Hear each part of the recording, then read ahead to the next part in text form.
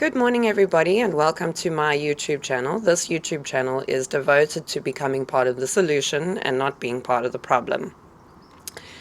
I've decided to make my first topic the topic of government institutions, particularly our government hospitals.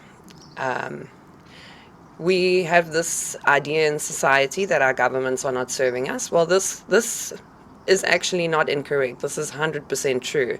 If you have a look at what's going on in society today, there are very, very few governments out there that are actually devoted to the betterment of mankind. Now, if you want to do any more research on this, you can go to other YouTube channels such as Gregg Braden's YouTube channel, Sadhguru's YouTube channel.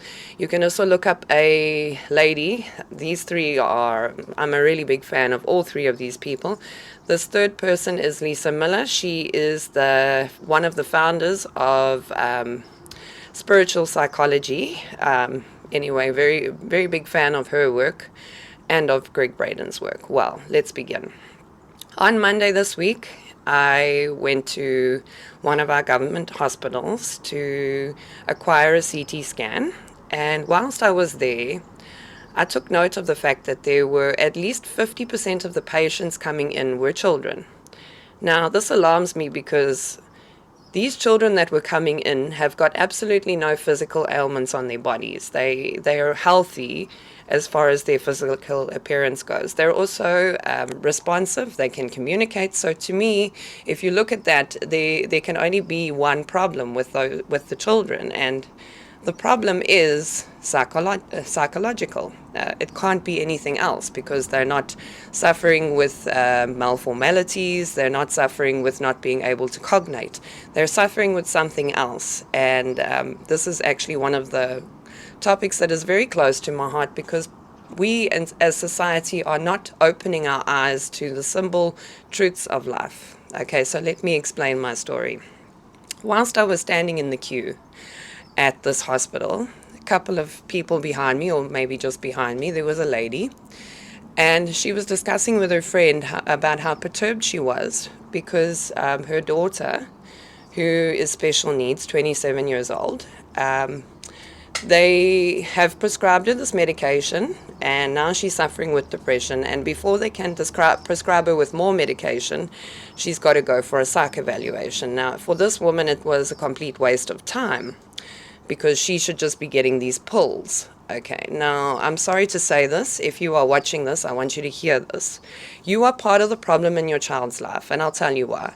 Her whole life you've labeled her special needs, special needs, special needs. Children do not want to be labeled anything that they are not. Just because a child is born into this world with some kind of a unique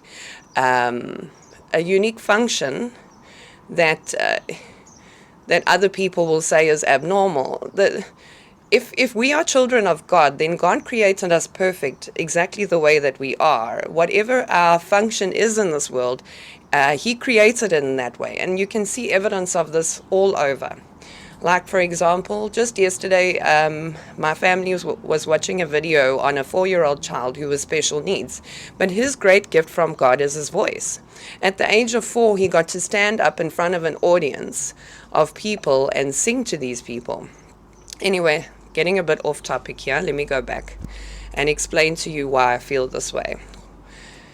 In order for the government hospitals to follow COVID procedure, what they do is they come, they take your temperature, they stick a label on you with your temperature, and you've got to obviously say what COVID symptoms you have, whether you have any or you have any not.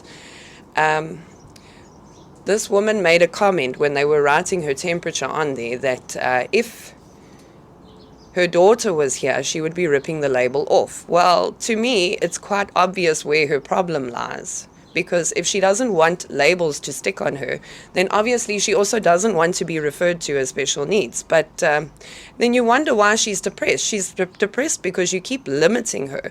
You keep limiting what she is capable of. You keep limiting her potential. These labels that we stick onto our children are not healthy. They're not helping, and we need to stop. We absolutely need to stop.